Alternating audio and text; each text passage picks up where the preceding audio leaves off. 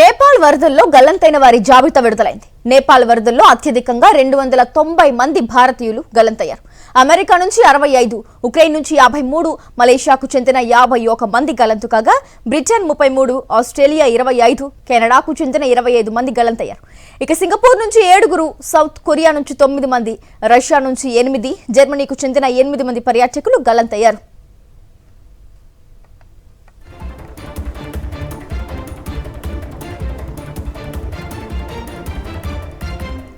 నేపాల్ వరదల్లో గల్లంతైన వారి జాబితా విడుదలైంది. పూర్తి డీటెయిల్స్ అందిస్తారు మా కరెస్పాండెంట్ వెంకటేష్. చెప్పండి. నేపాల్ భారీ వరదల్లో అత్యధికంగా భారతీయులు గల్లంతైనట్టుగా జాబితా విడుదలైంది. దాదాపు 298 మందికి పైగా భారతీయులు ఈ నేపాల్ వరదల్లో కొట్టుకుపోయారు. సో వారిని వెలికి తీసేందుకు ఆచూకీ తెలుసుకునేందుకు ఇప్పటికే సహాయక చర్యలు కొనసాగుతున్నాయి. అలాగే భారత్ తర్వాత అమెరికాకు సంబంధించిన వారు కూడా చాలా మంది ఎన్ఆర్ఐలు ఉన్నారు. సో అమెరికన్ సిటిజన్షిప్ ఉన్నటువంటి వారు దాదాపు 65 మంది, ఉక్రెయిన్ 53 మంది, మలేషియా 51 మంది, బ్రిటన్ చెందిన 33 మంది, ఆస్ట్రేలియా 25, కెనడా 25 మంది గల్లంతైనట్టుగా జాబితా విడుదలైంది. వీటితో పాటు సింగపూర్ నుంచి 7, అలాగే సౌత్ కొరియా నుంచి 9, రష్యా నుంచి 8 మంది, జర్మనీ నుంచి 8 మంది ఈ నేపాల్ వరదల్లో గల్లంతైనట్టుగా నేపాల్ జాబితా విడుదల చేసింది. సో వీరి కోసం ఇప్పటికే సహాయక చర్యలన్నీ కూడా ముమ్మరంగా కొనసాగుతున్నాయి. సో ఈ నెల 26వ తేదీన ఉదయం 8:30 సమయంలో వచ్చినటువంటి ఈ భారీ వరదల్లో ప్రధానంగా రసువాగఢ్ జిల్లాలోనే ఈ మొత్తం చనిపోయినటువంటి గల్లంతైనటువంటి వారందరూ కూడా కొట్టుకుని పోయారు. సో వీరందరూ కూడా పరిస్థితి ఏంటి అనేది ఇప్పటివరకు ఆచూకీ తెలియడం లేదు. ఇప్పటివరకు దాదాపు 500 మంది చనిపోయినట్టుగా ప్రభుత్వం వెల్లడిస్తోంది. దాదాపు వీరి మృతదేహాలన్నీ కూడా వెలికి తీశారు. మిగిలిన వారి కోసం గాలింపు చర్యలు అయితే ప్రస్తుతం కొనసాగుతున్నాయి.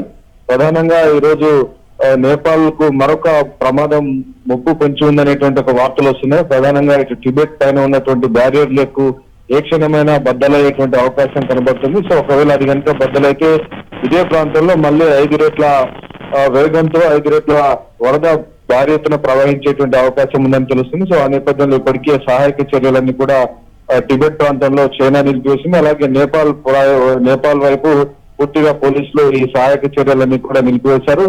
సురక్షిత ప్రాంతాలకు వెళ్లాలని, కొండ ప్రాంతాల్లో తలదాచుకోవాలని చెప్పి ఆదేశాలు ఇస్తున్నటువంటి పరిస్థితి. సో ప్రధానంగా ఈ ముప్పు పొంచి ఉన్నటువంటి నేపథ్యంలో ఈ సహాయ చర్యలకు, గాలింపు చర్యలకు తీవ్ర ఆటంకం కలుగుతుంది. సో ఆ నేపథ్యంలో ఇప్పటికే గల్లంతైన వారి పరిస్థితి ఏంటి, కనీసం ఎక్కడైనా చిక్కుకొని ఉంటే వారిని రక్షించేందుకు కూడా ఈ మళ్ళీ ముంపు పొంచి ఉన్నటువంటి నేపథ్యంలో దానివల్ల తీవ్రమైనటువంటి విఘాతం ఏర్పడుతుంది. అయితే వెంకటేష్, మిస్ అయిన వారిలో అత్యధికంగా 288 మంది భారతీయులు ఉన్నారు. దానికి సంబంధించిన డీటెయిల్స్ ఏంటి వెంకటేష్, ఏమంటారు? ప్రధానంగా ఈ 288 మందిలో చాలా మంది మానస సరోవర యాత్రకు వెళ్ళినటువంటి వారే ఉన్నారు. మనం చూస్తే ఈషా ఫౌండేషన్ నుంచి దాదాపు 80 మంది గల్లంతయ్యారని స్వయంగా ఈషా ఫౌండేషన్ చీఫ్ సద్గురు జగ్గి వాసుదేవ్ ప్రకటించారు. వీరితో పాటు అనేక మంది ఇతరులు ఇటీవల ఈ రోజు మనం అధ్యయనం చూస్తున్నాం. ఆంధ్రప్రదేశ్ సంబంధించినటువంటి విశాఖ జిల్లాకు సంబంధించిన వారిని కూడా మనం ఇంటర్వ్యూ చేసాం. అక్కడి నుంచి వాళ్ళు సురక్షితంగా బయటపడ్డారు. సో వీరికి అనేక మంది మన తెలుగు వాళ్ళు కూడా కలిశారని చెప్తున్నారు. సో దాదాపు ఆంధ్రప్రదేశ్ నుంచి 7, అలాగే తెలంగాణ నుంచి 23 మంది ఎన్ఆర్ఐలు ఉన్నారు. వీరందరూ కూడా అమెరికన్ సిటిజన్షిప్, ఇతర దేశాల సిటిజన్షిప్ ఉన్నారు, తెలుగువారు. సో వీరి పరిస్థితి కూడా ఇప్పటివరకు ఆచూకీ తెలియడం లేదని వారి కుటుంబ సభ్యులంతా తీవ్రమైనటువంటి ఆందోళన ఉన్నారు. సో ఇలా అనేక రాష్ట్రాలకు సంబంధించిన వారు ప్రధానంగా ఈ మానస సరోవర యాత్ర కోసం వెళ్లారు. ఇదంతా కూడా 50+ ఏజ్ ఉన్నటువంటి వాళ్ళు, 60+ ఏజ్ ఉన్నటువంటి వాళ్ళు. సో ఈ వరదల్లో ఎక్కడ కొట్టుకుపోయారు, ఎక్కడైనా చిక్కుని ఉన్నారా, వారి పరిస్థితి ఏంటనేది ఆచూకీ తెలియక కుటుంబ సభ్యులందరూ కూడా తీవ్రమైనటువంటి ఆందోళన ఉన్నారు. సో మరొక బృందం అయితే డిఆర్డిఓ చైర్మన్ గా పనిచేసిన సతీష్ రెడ్డి బృందం అయితే సురక్షితంగా ఉంది.